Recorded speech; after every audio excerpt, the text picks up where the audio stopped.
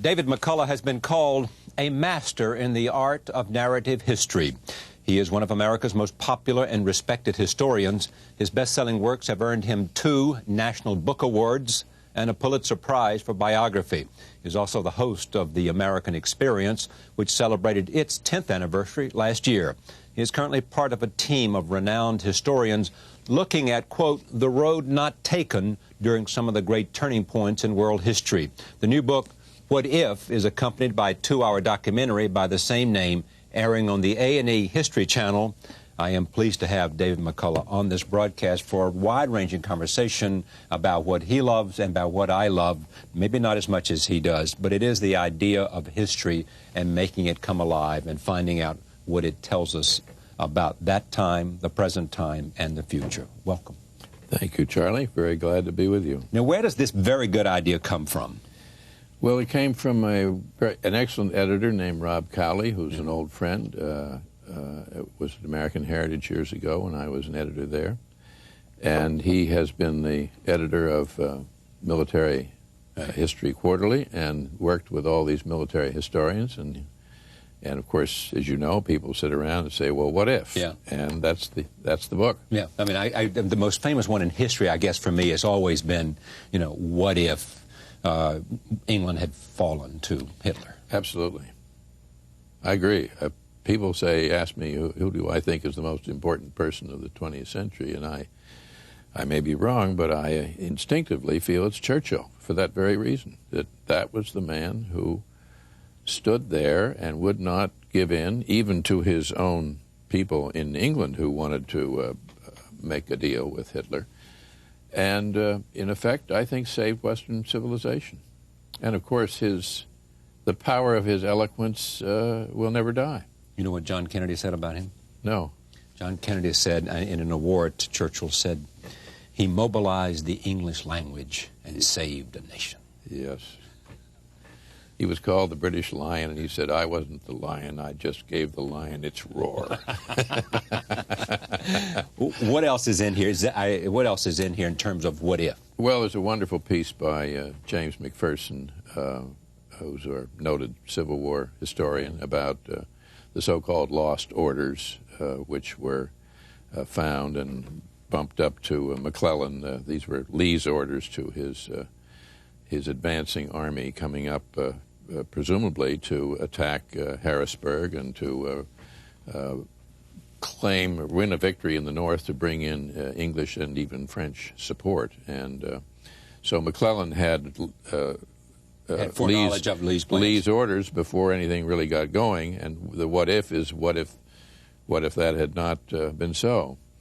What would have happened? Well, that he would have destroyed the railroad bridge at Harrisburg, that he would have terrorized Maryland, Pennsylvania, looked as though he might be about to pounce on Baltimore, about to pounce on Washington itself, and the Copperheads, who, of course, were the peace Democrats of the day, and the others who wanted to make peace.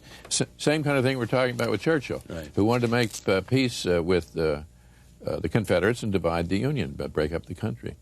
And he knows that time and those people and that ground so superbly that when he goes into what's happening, when Lee's on the march, so to speak, through the North, it's very exciting. All right, now let me talk a little bit about who these people are. Essays by Stephen Ambrose. Well, Stephen Ambrose is one of our ablest historians, best known, I suppose, for his marvelous biography of General Eisenhower, right, and for his book on D-Day. And Nixon later. But he has become our World War II biographer, historian, and he's also, of course, did that wonderful book about the Lewis and Clark expedition. Right. And a great guy who has been on this show amazing number of times. John Keegan, another John Keegan is probably the most respected military historian in the country, of our time. He's an English historian. James McPherson, we talked about. Yes. Yeah, and others. And in fact, you wanted me to take note of Mr. Theodore Rabb. Right. Theodore Rabb is an Englishman who has been in this country for a long time and is really an historian of the Middle Ages and of the Renaissance. But he knows everything about everything. And Ted Rabb is one of my heroes. Ted Rabb if we were a country that conferred medals on people for meritorious service other than the military, he would be wearing something in his lapel. He has devoted the last 15, 20 years to trying to do something about improving the teaching of history in our school system nationwide, particularly in public high schools, and formed what's called the National Council for History Education.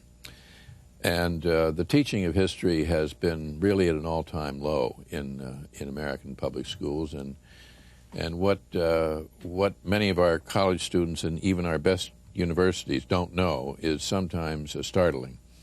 But with this National Council, which is designed primarily to improve the teaching of the teachers, real strides forward have been made. And he has done this year after year, no pay, no glory, no, that I'm aware of, professional advantage in his academic life at the university at Princeton. You know, he's really he's making clear progress.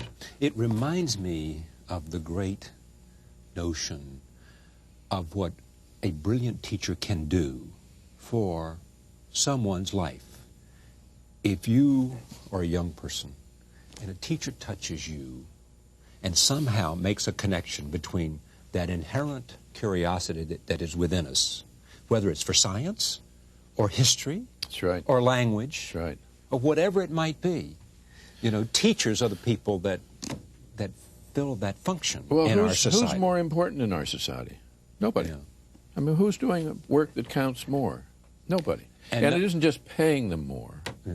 It's conferring upon them the recognition of how valuable they are to each and all of us. And just as you say, if any of us are lucky enough to have 1, 2, maybe 3 teachers in our life who really light the spark, it transforms everything. Transforms your life.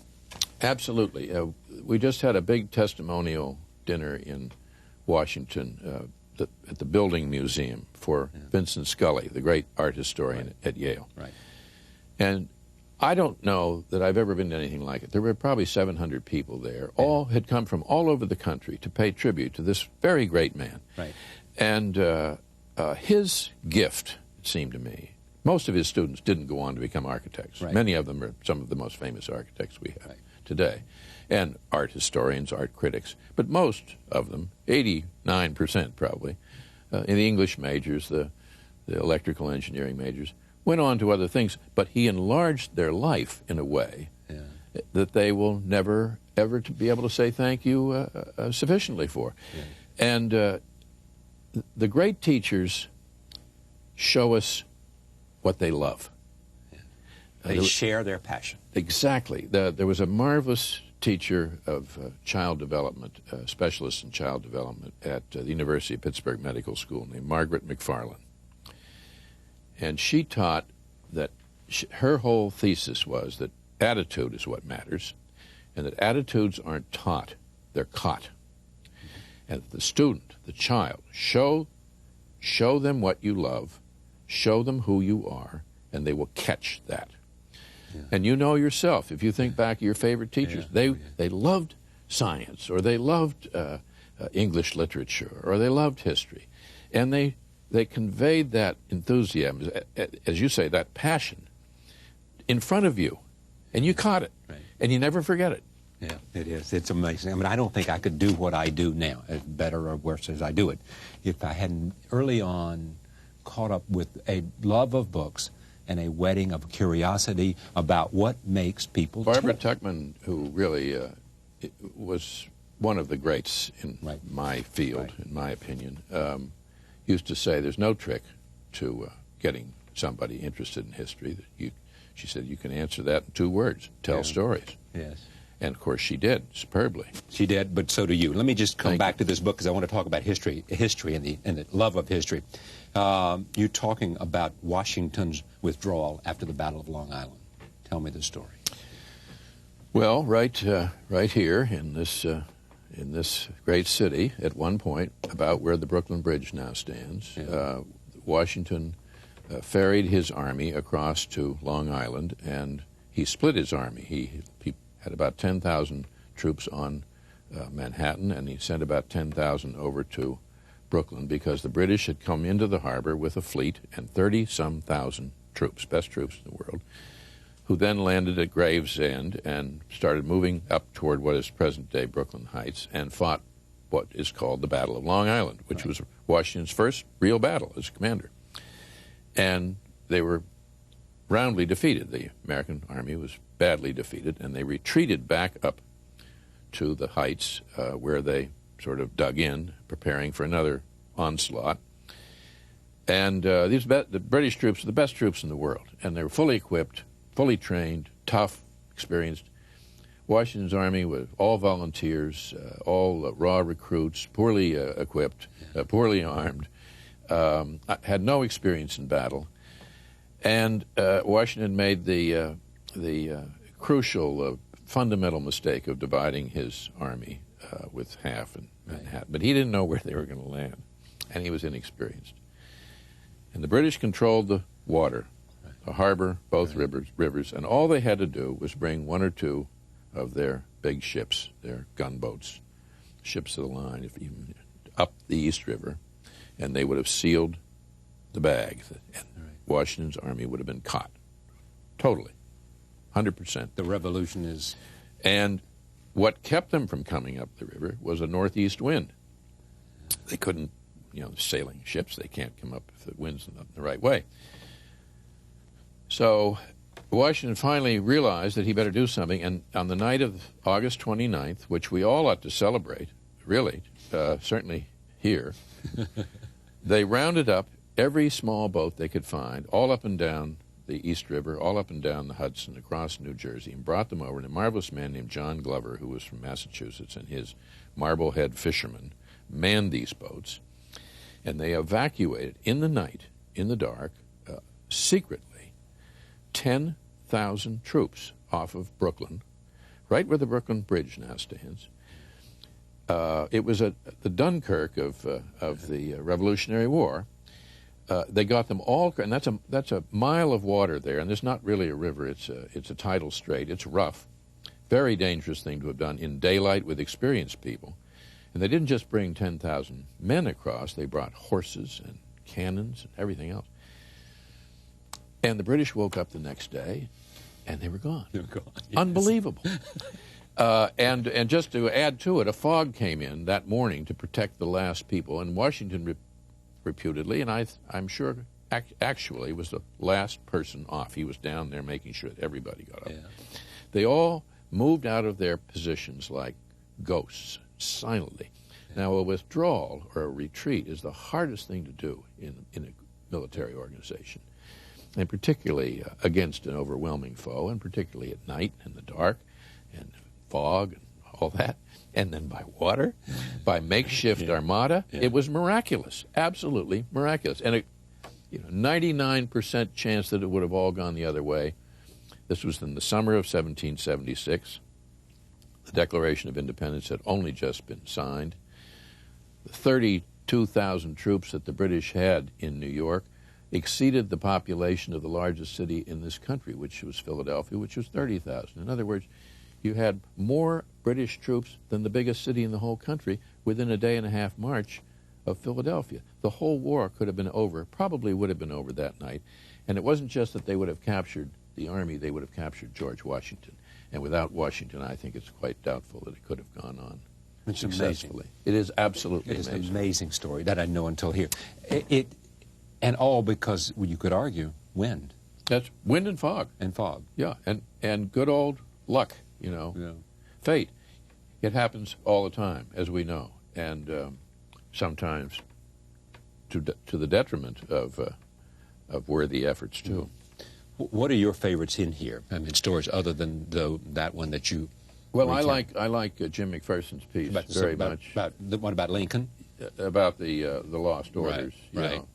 The Lost Orders. Okay. Yeah, I think they're all good. I really must say, and I learned a lot from it. The assumption is often that, well, historians, I don't know a lot about most of what's in there. So it isn't just that it tells you what might have been. It also explains to you what was. So that when Ted Rabb, for example, was describing these Asian warriors coming across and how things might have gone differently, it's very exciting. When you I think about the books you have written, and I think about your own interest in what we know of you from television. What period of American history holds the most fascination for you? Well, if you'd asked me that question 6 or 7 years ago, I would have said the period between the end of the Civil War and the start of World War I, which is to a large extent concentrated here in this city, and the rise of New York and the rise of Teddy Roosevelt. And Roosevelt and the building of the great public institutions here, and the influx of all this inbound energy that's coming in with the immigrants coming through New York. And the advent of steel, and the advent of electricity, and the advent of electric light. It's a very creative time, and in terms of we think we live in a time when technology is transforming everything. It was transforming everything then, maybe even more so. I was just going to ask you that as you were saying. I was thinking about that. It is, when you look at what the Internet's doing, you look at what technology is doing to us, and you look at how the capacity to communicate around the world is instant and so pervasive, and all that is having on us, and is driving the economy, and is doing so many other things. You can compare it most to the beginning of the century, I guess. Yes. Late 19th century. That's the rise of the industrial age? Is that what it is? Well, it is, but it's also the rise of science and technology, which includes medicine.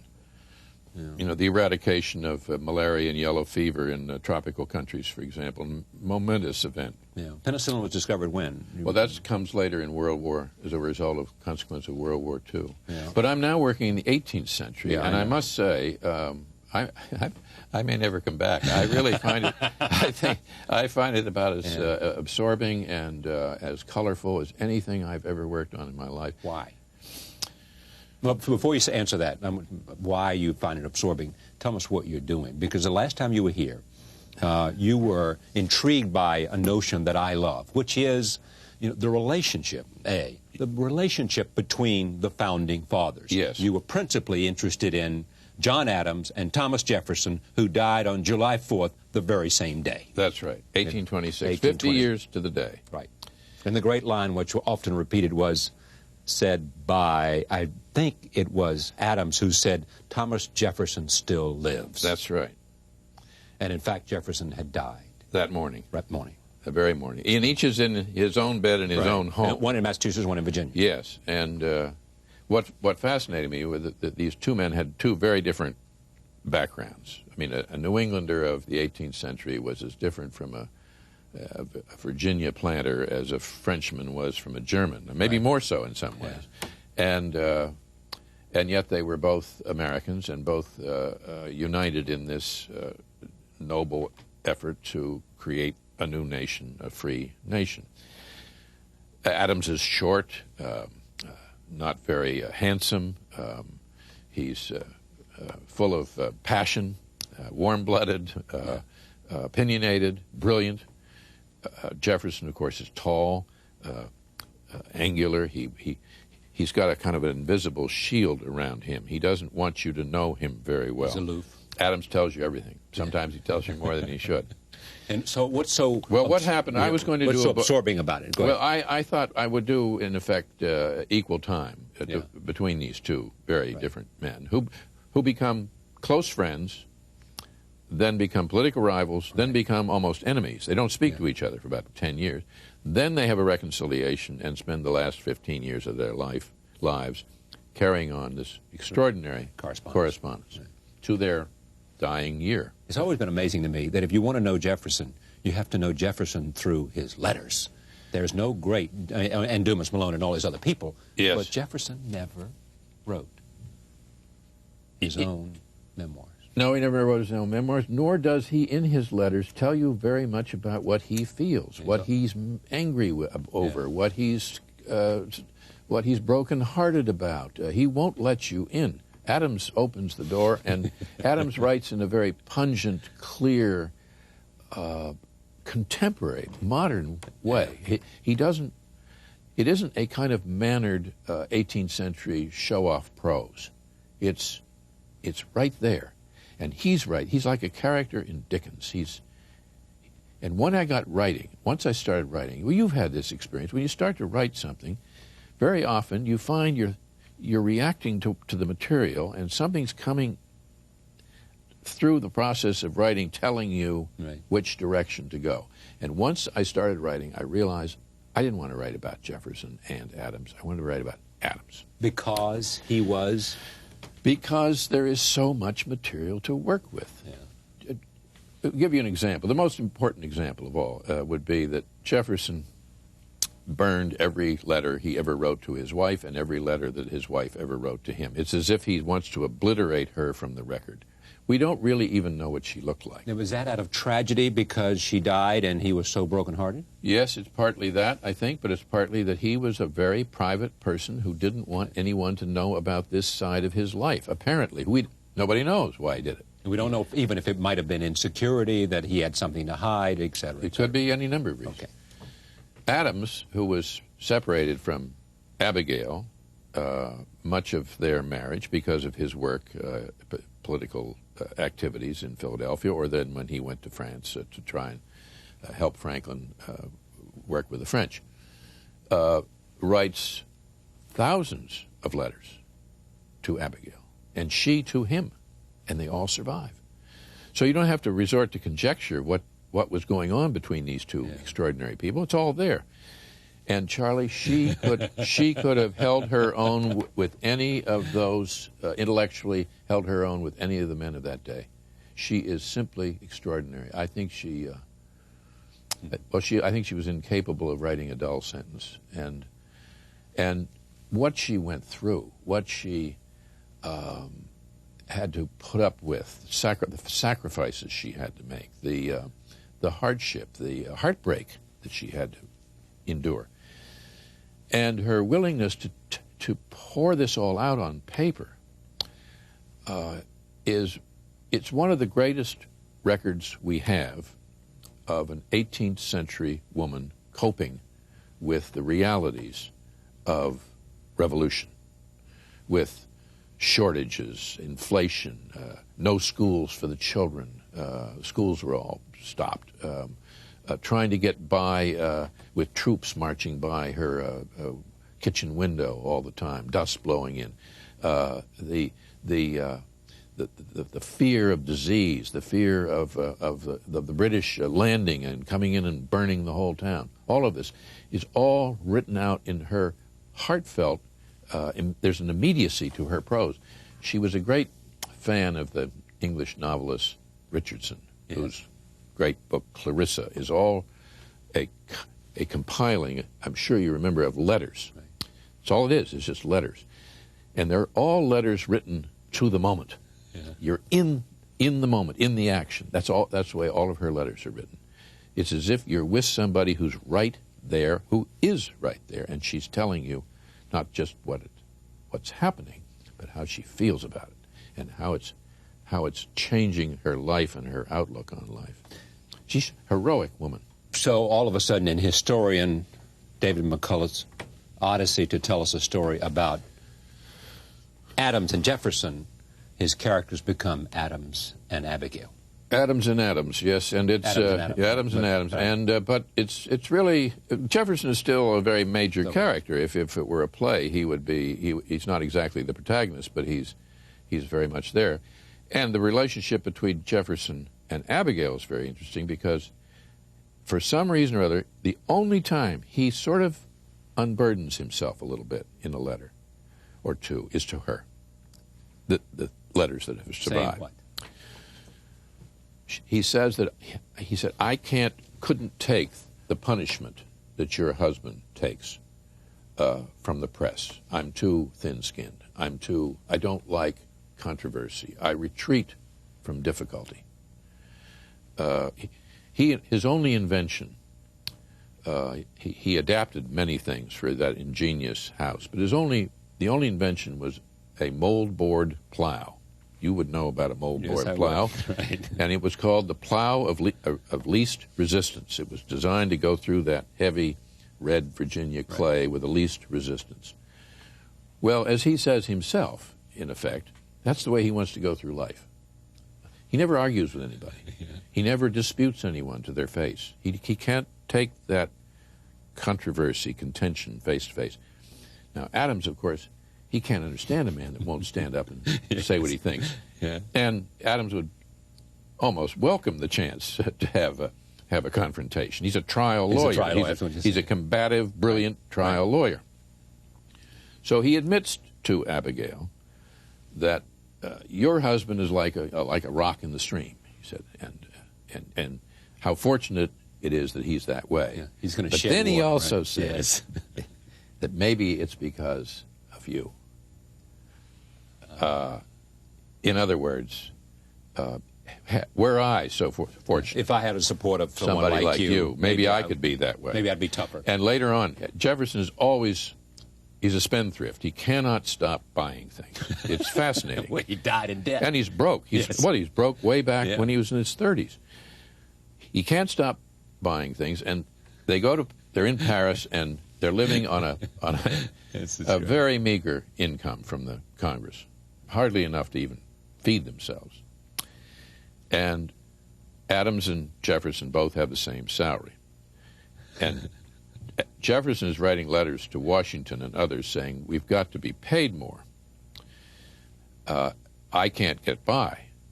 Adams seems to be getting by, which is a mystery to me. This is not word for word. Yes. But then he has Mrs. Adams to manage his financial affairs for him.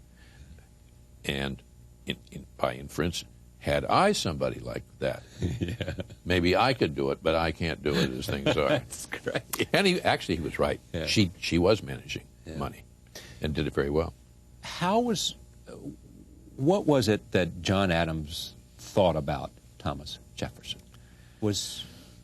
He thought he was a brilliant fellow. He thought he was immensely engaging as somebody to talk with. The most literate conversation. Yes, they loved the same books. They loved the same poetry. They had the same idealism about the country. They were fellow revolutionaries. But I think he saw him as lacking in certain sense of reality. Now, Jefferson would have said that Adams was a pessimist. Adams would have said that he wasn't a pessimist, he was a realist. Jefferson is interested in the improvement of mankind, of improvement of humankind, but has very little interest in people. Adams is not at all sure humankind can be improved, but he knows that the necessity to understand human nature is infinitely great. In other words, I think he's thought of Jefferson as lacking somewhat in common sense. You know, your ideal is Adams really didn't believe that all men were created equal. He believed that all people should be equal before the law. Yes. But he said it just defies common sense. Just look around you. We don't have the same We're not talents. all equal. We don't have the same. No. And we have, so therefore, it's infinitely more important that they be equal before the law, so that the law protects the people who are not equal, by education, by physical strength, by health, by advantages of wealth or good looks. Yeah. But what has always intrigued me about Jefferson is that, notwithstanding the life he lived, notwithstanding what Monticello, notwithstanding the University of Virginia, notwithstanding all the writings that he achieved, you know, the three things that he said he wanted to be remembered for there in Charlottesville, you know, the University of Virginia, the Bill of the Declaration of Independence and Religious Freedom. It is that Jefferson vehemently sort of was in battle with Hamilton. Yes. And Hamilton, like, was very much anti-New York, was very pro-rural. Yes. Right? Jefferson. Yes. Yes. Right. Jefferson saw in the future an agrarian America, which would not have big cities. In his in his dream of dreams come true. It would be a rural democracy, a kind of land in which everybody owned their own farms and and tilled their own soil. The chosen people of God are the farmers. And the big cities were poison. Big cities were where mobs could rise, and where crafty politicians could get control of mobs, and where money became the root, not the root of all evil, but at least the root of too much power in the hands of too few people.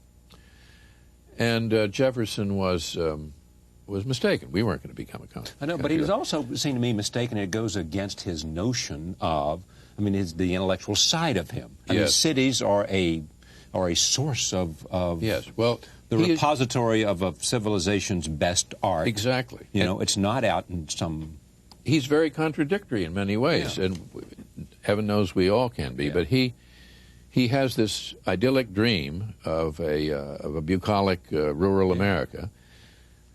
When he gets to Paris, he's there for 5 years. I think it was the happiest time of his life. Right. He doesn't want to live out in the countryside where Adams and Franklin lived. Right. He wants to be right in the city. Going to the parties. Going every night and being with stimulating people and looking at great art and architecture. And it's all an urban... Yes, and he loves it. And I think that also he was very happy in Paris those years because he was away from slavery. Yeah. The first time in his life, the only time in his life, he's away from slavery. He doesn't have to look at it. It isn't there beside him. And he frees temporarily the two slaves, the two servants, black servants that he's brought over with him, who are the Hemings, brother and sister, Sally Hemings. And but he's conversing with all these French intellectuals, and he's being wined and dined. He loves conversation. He loves great food. He loves wine. He doesn't just love wine; he loves the best wine. And he parades up and down the streets of Paris with a fine horse and all that. Yeah. And he dresses superbly. And you look at his account books. As soon as he hits town, he's buying all the French shirts and French shoes. And he's not exactly Natty Bumpo come to town from the mountains of Virginia. Now, Sally Hemings, do you believe what? I believe that the evidence, which is largely circumstantial, would conclude that it's true. That there's a relationship. Yes, and I had come to that conclusion before the DNA report was broadcast. What interests me most of all in what I'm working on is how did John Adams react to this? How did he take this? Because he had many reasons to kind of welcome this scandal. He could have welcomed it because the man who reported this Hemings story, James Callender, had been paid by Jefferson to attack Adams in the press. Been paid by Jefferson. It's very complicated, but the many reporters, many newspaper writers of the day were in effect for hire by the political parties. Every paper had a strong,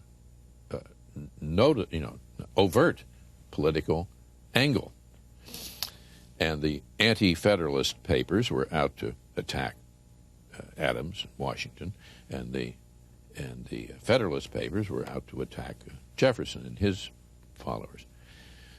So Callender broke the story. Adams hears about it. The whole country heard about it. This isn't something that maybe only a few people knew. This was a sensational story. Now, how was the story reported?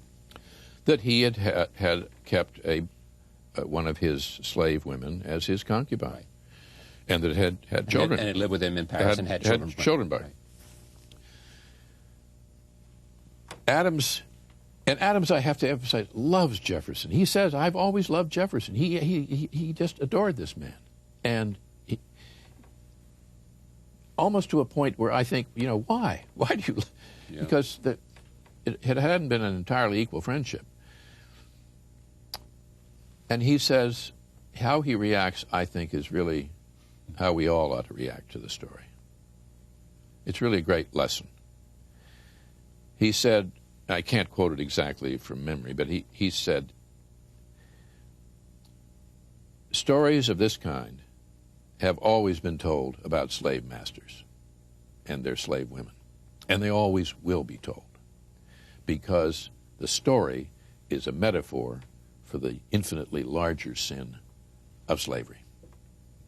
If you own somebody, you can do with that person what you wish. And that's the way we ought to look at it. I think it's a metaphor for a larger issue. Absolutely. Jefferson never, in his letters, spoke about it? No. Ever? No. Never talked about it? Never said, this is terribly unfair? And about slavery? No, I know I'm talking about slavery. Yeah. No, about Sally Hemings. And No. Because it was such a prominent part, as you say, yes, in the papers of the time. Right. He never spoke to it. No. Nothing about it. No. And John Adams never said in a letter to Abigail, or Abigail said, I don't know what Jefferson is. No. Why is he nothing? Why do you think that's true? Well, of course, they're separated at that point, right, and they haven't had the reconciliation yet. Right. The reconciliation doesn't come until about 1811. This all broke around 1803, 4 in that time. So it's while he's president, his first term as president, Jefferson's first term, and Adams had just been defeated by Jefferson, so he was not quite in love with Jefferson then. I know. So there would have been good reason, but he was not one to gloat. But if Jefferson would hire somebody to go attack and write about Adams, that suggests that Thomas Jefferson was a pretty tough political fighter. If I himself. implied he hired somebody to attack Jefferson, attack Adams. That's not quite fair. He gave Callender money. Yes. And many people would say he was paying him. He said that he was loaning him money, that he felt sorry for. William Safire has a novel coming out about all this. Oh, really? Yes. I haven't read it yet. But about Jefferson and Adams. About Callender, James Callender, right, and the whole scandalmonger press of this period, which was vicious. They called George Washington a traitor. They called John Adams insane. There was no holds barred. Well, I mean, everybody who now gets very sanctimonious about the nature of political rhetoric and the incivility of political rhetoric, I mean, the first reminder is to go back and read what was written about Jefferson and Washington and Adams. All of them. All of them. And Hamilton. And Hamilton, especially yes, Hamilton. Yeah. What did they think? And I want to talk about the historian's craft in a moment. What did they think, Adams specifically, of Washington and Franklin? Well, I mean, was Washington the great white father that... Yeah, Adams thought very highly of Washington. Adams was the man who nominated Washington to be in command of the Continental Army. He was the one who stood up in Congress, said we should have this Virginian come to command, which was essentially at that point a New England army, because the British were in Boston and they had siege of Boston. As time went on, he saw that he was never one to think anyone was perfect. And he, in the game of light and shadow, he clearly could point out the shadows of anyone. But he was most severely critical about one man, above all, and that was John Adams. When you got started on Adams, it started because of what? Adams and Jefferson. Just a moment somebody you knew about the relationship, knew about the dying on the same day, and said, what? Well, Joseph Ellis, who wrote a very good book about John Adams in his last stage, his retirement years, the elder John Adams. It's a small book, but wonderfully written. And I picked it up, and a friend sent it to me, and I read it, and I didn't know any of these things about John Adams, and I was tremendously drawn to him. He's a very warm. He has a great sense of humor. Yeah. Poor Jefferson alas, no humor, no sense of humor. Took himself very seriously too, I guess. Well, I don't know I don't know, but Adams is funny. You don't know whether Jefferson witty. took himself seriously or not? Oh, I think he took his work very seriously. I'm not sure how seriously. He was like a man working in an ivory tower. He removes himself. This great apostle of the ordinary person removes himself from the ordinary people about as far as anyone can get. But Adams was different. Adams is a man of action. Yeah. He's off doing things all the time. He's always on a journey, and there's a little bit of Don Quixote about, and he carries Don Quixote in his saddlebag when he's on the road. Yeah. He loves to. He's always with a book, and he writes beautiful letters to his children. I think when I finish this, I may just publish an anthology of his letters to his children. To his children, they are absolutely marvelous. About growing up, I guess. About growing up, about education, about their duties as citizens, about what makes the good life, about honesty, about virtue. They all talked about virtue in those days. And what amazes me occasionally, there are these treasure troves for historians that happen because someone says, and it happens whether you're writing about a cultural figure or a political figure, someone who is in custody of all of their letters. It happened with Scott Berg. Yes. And Lindbergh. Yes. All of a sudden there was all this material. Yes. And somebody said, have at it. Well, you're the guy. The Founding Fathers, the Founding Fathers papers projects are really some of the great treasures, monuments of our country, of our society, our way of life. There's the Washington papers, Franklin, Jefferson, Madison, and Adams. And some of them are at Princeton. The Jefferson papers, Princeton. Washington papers are at Charlottesville, at the University of Virginia. Franklin papers at Yale, and the Adams papers at Franklin papers at Yale and not the University of Pennsylvania? No, the Franklin papers at Yale. And this all started when Truman was president. And the first volume, the Jefferson papers, were published about 1951, I think, maybe 52. This is 40-some years ago. And they have been working on those papers ever since with 5, 6 very skilled, hard-working, superb editors working on it. And they're not even up to where he becomes president yet. That's how voluminous these papers are. When you say working on them, what are they doing? Well, first of all, they're not just publishing all the letters that, say, Jefferson wrote, but they're publishing all the letters of any consequence that anybody else wrote to him. Now, if in one of those letters somebody says, as I told Charlie Rose the other day, so forth and so on. You go to Charlie Rose's file. And you sing, who's Charlie Rose? Oh, yeah, worse. Yeah, no, really. Right. So they can spend a long time tracking, right. And then they find out, my God, Charlie Rose was this and that, and then something in that key, with that key, opens a whole new set of material. It's always a detective case, and since these published volumes are so immensely important to our history and to understanding the creation of the country, they have to be accurate. They have to be right. And it's a slow process. You can't just speed it up.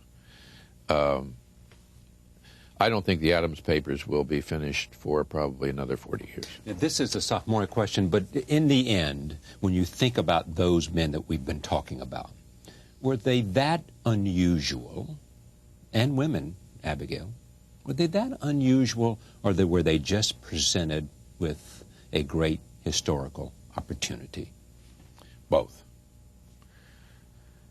The more I learn about them, the more I realize that they are flawed. They are very human beings. They each have their weaknesses. They each have their they make mistakes. They do things they regret. They do things that we regret. But in devotion to serving the public good, in their willing to sacrifice their time, their health, their youth, their money for the cause of America, and in the breadth and depth of their education, they make us look very small. They are amazing. And when you consider how small the country was, how few people we were, that these really extraordinary people come out of just that small population. Now, a lot of people have written about this. Why? Why? Right. Well, one of the reasons is that they were all, I'm convinced of this, all deeply steeped, educated in the classics. The example of the Roman heroes and the Greek ideals, Cicero, they all knew that height of eloquence, of sound, selfless duty, to be a standard to aim for. If you wanted to be like that, Washington with the ideal of Cincinnatus, leaves the plow, leaves the farm, leads his country, and then returns, gives up power. And there weren't as many avenues for creative brilliance to choose from then as we have now. Science, business, technology. There was the ministry. We had no military here. I mean, you couldn't choose a military career. There wasn't any military to choose. You could become a professor, maybe. You could become a preacher, minister. You could, if you lived in the South, you could become a planter or a merchant, maybe, in Charleston or Savannah or one of those places. Now, New York was somewhat different because New York had a very different tradition and very different vitality, even in the early days because of the Dutch. John Adams, he could have become a doctor. He very nearly did become a doctor. And to become a lawyer was not a great thing then. The lawyers were in some disrepute. So politics, devotion to the duty of serving the country, serving the people, serving the public good, becomes the avenue into which they pour themselves. And, to be sure, they are ambitious. They want to be somebody. All of them. Person. To a man. They're all ambitious. They want to be somebody and do something. Yes. I would say of those 5 that I mentioned, only Washington is not brilliant and not highly educated. But he has something quite different, which is